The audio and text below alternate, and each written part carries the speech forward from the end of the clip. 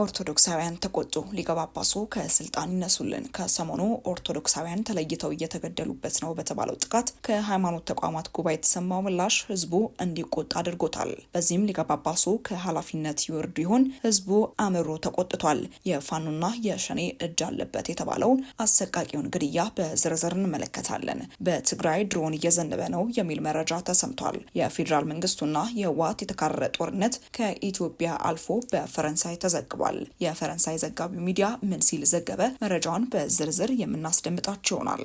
ሰላም ጤና ይስጥልን። በመላው ክፍለ ዓለማት የምትገኙ የዴ ታርጌት ኒውስ ቤተሰቦቻችን በያላችሁበት የዓለም ስፍራ ሁሉ ሰላማችሁ ይብዛልን እያልን እነሆ ለቻናላችን አዲስ ከሆናችሁ ቻናላችንን ሰብስክራይብ በማድረግ ቤተሰብ እንድትሆኑን በተጨማሪም የደወል ምልክቷን በመንካት ዘላቂ ቤተሰብነትን ከኛ ጋር እንድትመሰርቱ እንዲሁም በየዕለቱ የምንለቃቸውን ቪዲዮዎችን ከወደዳችሁ ላይክና ሼር እንድታደርጉልን እየጠየቅን ወደ መረጃዎቹ እናመራለን። መልካም ቆይታ።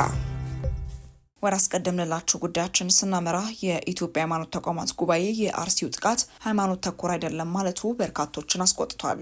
የኢትዮጵያ ሃይማኖት ተቋማት ጉባኤ ይህንን ያለው በኦሮሚያ ክልል አርሲ ዞን የተፈጸመውን ጥቃት በተመለከተ ያሰማራው አጣሪ ኮሚቴ የደረሰበትን የመጀመሪያ ደረጃ ሪፖርትም ለመገናኛ ብዙሃን ይፋ ባደረገበት ወቅት ነው። በአጣሪ ኮሚቴው ከኢትዮጵያ ኦርቶዶክስ ተዋሕዶ ቤተክርስቲያን 3፣ ከኢትዮጵያ እስልምና ጉዳዮች ጠቅላይ ምክር ቤት እናም ከኦሮሚያ እስልምና ጉዳዮች ከፍተኛ ምክር ቤት 2 እንዲሁም ከጉባኤ 2 ባለሙያዎች እንደተካተቱበትም በመግለጫው ጠቅሷል። ልኡኩ ወደ ስፍራው አቅንቶ ለመንቀሳቀስ የጸጥታ ሁኔታው ስጋት እንዳልሆነበት የኦሮሚያ ክልል ሰላምና ጸጥታ ቢሮ ኃይሎች ጋር በመተባበር መንቀሳቀሳቸውን የጉባኤው ዋና ጸሐፊ ቀሲስ ታጋይ ታደለ ተናግረዋል። ቡድኑ ከጥቅምት 25 እስከ 30 ድረስ በስፍራው በመገኘት ያካሄደው ጥናትን በተመለከተ ማብራሪያ የሰጡት የአጣሪ ኮሚቴ ሰብሳቢ መላከ ሰላም ዳዊት ያሬድ እንደገለጹትም ቡድኑ ጥናት ያደረገባቸው አካባቢዎች በአርሲ ዞን በሚገኙ ጉና፣ ሲርካ፣ መርቲና ቁላቢ ወረዳዎችም ናቸው። ኮሚቴው ጉዳዩን ለማጣራት የተጠቀማቸው ዘዴዎች ቃለ መጠይቅ፣ የቡድን ውይይትና የማህበረሰብ የሰላም ኮንፈረንስ ሲሆን በቃለ መጠይቆቹ የተጎጂ ቤተሰቦችን ጨምሮ የሃይማኖት አባቶች፣ የሀገር ሽማግሌዎች፣ አይን እማኞች፣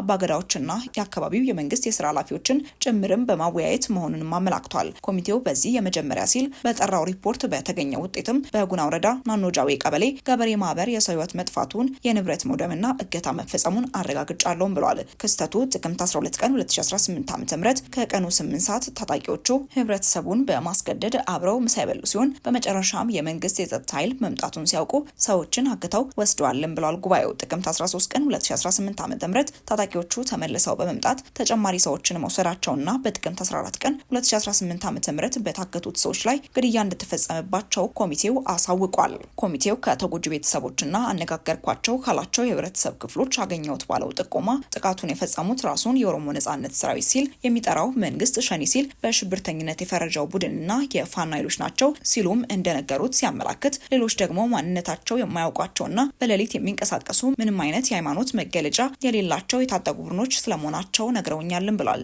ጥቃት የተፈጸመባቸውና የሞቱትን ዜጎች አስመልክቶ አሃዛዊ መረጃ በቀጣይ በማጣራት ከነሙሉ ማንነታቸው ይፋ አደርጋለሁ ያለው ኮሚቴው የጥቃቱን መድረስ ተከትሎ በተለያዩ አካላት ሲወጡ የነበሩ መግለጫዎች በስፍራው ካለው መረጃ ጋር ክፍተት ታይቶባቸዋልም ባይ ናቸው።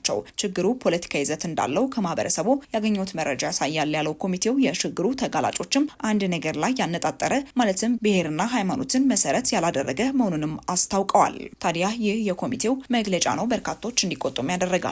በተያዘው መረጃችን አብዛኛው ህዝብ ሊቀ ጳጳሱ ከኃላፊነት ይነሱልን፣ ስንሞት እግዚአብሔር ያጽናችሁ የሚለን አባት እንፈልጋለን የሚል ሀሳብ አንስቷል። በአርሲ ዞን የተደጋገመውን ግድያ በተመለከተ እየቀረቡ ባሉ ቅሬታዎች ውይይት ለማድረግና የህዝቡን አቋም ለማወቅ ቅዱስ ሲኖዶስ በሳምንቱ መጨረሻ ወደ ዞኑ ልኡካን ልኮ እንደነበር በውይይት የተሳተፉ አንድ የዞኑ ወረዳ ቤተ ክህነት አመራር ነግረውኛል ሲል የመረጃ ምንጫችን ዘግቧል። በውይይቱ በዞኑ የተደጋገመውን ግድያ የተመለከቱ ዝርዝር ጉዳዮች መነሳታቸውን አመራርና የውይይት ተሳታፊዎችም ገልጸዋል። ከሳምንት በፊት ከተፈጸመው ግድያ ውጪ ባለፉት ቀናት ተመሳሳይ ጥቃት እንዳልተፈጸመ ተሳታፊዎች ማስረዳታቸውንም ተናግሯል። ይሁን እንጂ በርካታ ኦርቶዶክሳውያን በታጣቂዎች የተገደሉበት የአርሲ ዞን ሀገረ ስብከት ሊቀ ጳጳስ ከኃላፊነት ይውረዱ የሚል ሀሳብም ከተሳታፊዎች መነሳቱን እኚሁ በውይይቱ የተሳተፉ እንደሚሳተፉ አመራር መናገራቸውን ገልጾ ሊቀ ጳጳሱ ከኃላፊነት እንዲነሱ የጠየቁት በአርሲ ዞን በተለይ በጥቅምት 2018 ዓ.ም በተደጋጋሚ በታጣቂዎች ግድያ በተፈጸመባቸው ወረዳዎች ያሉ ኦርቶዶክሳውያን መሆናቸውን አስረድቷል። ሊቀ ጳጳሱ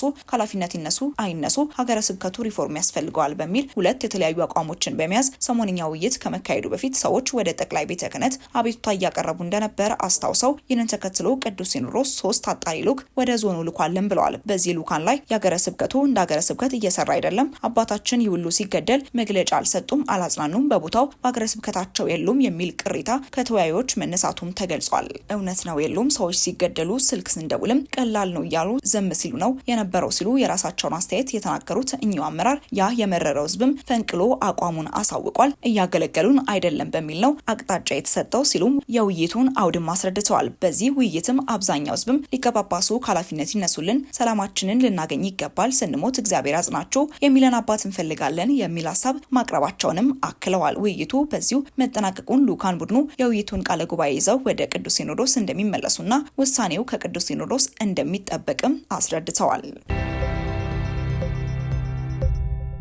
ወደ ቀጣይ ጉዳያችን ስናመራ በድሮን ጥቃቱ 16 ሰዎች ሲገደሉ 22 ሰዎች ቆስለዋል ሲል አንድ የህወሓት ባለስልጣን ለኤኤፍፒ ተናገሩ። የፈረንሳይ ዜና አገልግሎት የሆነው ኤኤፍፒ በሰሜናዊ ኢትዮጵያ ዳግም ስለተቀሰቀሰው ግጭት እስካሁን የምናውቀው መረጃ በሚል ርዕስም አንድ ዘገባ አስነብቧል። ባለፈው ሮብ የአፋር ክልል ባለስልጣናት ከአጎራባሽ ትግራይ ክልል የመጡ ታጣቂዎች ወሰን አልፈው ወረራ መፈጸማቸውን እንዳስታወቁ በመጥቀስም የጀመረው ዘገባው በዚህም 6 ወረዳዎች መቆጣጠራቸውና በሰላማዊ ሰዎች ላይ የሞርተር ጥቃት መፈጸማቸውን እንደገለጹም አውስቷል። አንድ ስሙ እንዳይገለጽ የጠየቀ የሰብአዊ እርዳታ ድርጅት ምንጭ ለዜና አውታሩ በሰጠው መግለጫ የተባለው ጥቃት መፈጸሙን ማረጋገጡን የመረጃ ምንጫችን ዘግቧል። በዚህ ጥቃት በአብዛኛው ሴቶችና ህጻናት የሆኑ ወደ 18 ሺህ ያህል ነዋሪዎችን መፈናቀላቸውን የገለጸው ምንጩ እነዚህ ተፈናቃዮች ያላቸው እርዳታ የማግኘት ተስፋም ጠባብ መሆኑን መናገሩን ዘገባው አስረድቷል። በሌላ በኩል ባለፈው አርብ ህወሓት ባወጣው መግለጫ የፌዴራል መንግስቱ የድሮን ጥቃት እንደፈጸመበት መግለጹን የጠቀሰው ዘገባው በጥቃቱም በታጣቂዎቹ እና በነዋሪዎች ላይ ጉዳት እንደደረሰ ማስታወቁንም አስታውሷል። ከዚህ መግለጫ በኋላ አንድ የህወሓት ከፍተኛ ባለስልጣን ማነጋገሩን የገለጸው የመረጃ ምንጫችን እኚህ ባለስልጣን የድሮን ጥቃቱ በትግራይ ክልል ውስጥ እንዳልተፈጸመ እንደተናገሩ ማስረድተዋል። ባለስልጣኑ ጥቃቱ የተፈጸመው በአፋር ክልል ውስጥ በሚገኙ ታጣቂዎቻቸው ይዞታ ላይ እንደሆነ ገልጸው በዚህም ቢያንስ 16 ታጣቂዎች ተገለው ሌሎች 22 መቁሰላቸውን እንደተናገሩም አስታውቋል። በድሮን ጥቃቱ 16 ሰዎች ሲገደሉ 22 ሰዎች ቆስለዋል ሲል አንድ የህወሓት ባለስልጣን ለኤኤፍፒ ተናገሩ። የፈረንሳይ ዜና አገልግሎት የሆነው ኤኤፍፒ በሰሜናዊ ኢትዮጵያ ዳግም ስለተቀሰቀሰው ግጭት እስካሁን የምናውቀው መረጃ በሚል ርዕስም አንድ ዘገባ አስነብቧል። ባለፈው ሮብ የአፋር ክልል ባለስልጣናት ከአጎራባሽ ትግራይ ክልል የመጡ ታጣቂዎች ወሰን አልፈው ወረራ መፈጸማቸውን እንዳስታወቁ በመጥቀስም የጀመረው ዘገባው በዚህም 6 ወረዳዎች መቆጣጠራቸውና በሰላማዊ ሰዎች ላይ የሞርተር ጥቃት መፈጸማቸውን እንደገለጹም አውስቷል።